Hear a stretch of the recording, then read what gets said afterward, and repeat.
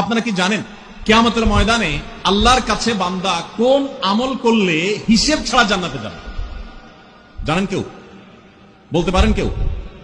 ভাই, আল্লাহর কাছে হিসেব দিয়ে জান্নাতে যাওয়া কি সহজ কাম না? হলে হিসেব ছাড়া আল্লাহ তাআলা এমনিতে বলবেন হিসাব টিসাব নাই, তোমাকে এমনি জান্নাতে দিলাম। এটা চান আপনারা? দেখুন কোরআনে কারীম আল্লাহ তাআলা বলছেন, ইন্নামা ইউওয়াফাস সাবিরুনা আজরাহুম বিগাইরি হিসাব। আল্লাহ বিনিময় দেওয়ার ক্ষেত্রে, সওয়াব দেওয়ার ক্ষেত্রে দুনিয়াতে যারা সবরকারী হবে, যারা ধৈর্যশীল হবে, যারা সহিষ্ণু হবে, যারা নিজেকে নিয়ন্ত্রণ করতে পারবে, এই সবরকারীদেরকে আল্লাহ তাআলা হিসেব ছাড়া দিবেন, তাদেরকে সওয়াব দিবেন হিসেব ছাড়া। তাহলে আপনি যখন আপনার কর্মস্থলে থাকবেন আপনাকে ধৈর্য ধারণ করতে হবে। আপনি যখন পাবলিক পরিবহনে উঠবেন আপনার মাথা ঠান্ডা রাখতে হবে। আপনি যখন আপনার বাসা বাড়িতে থাকবেন আপনার মাথা ঠান্ডা থাকতে হবে।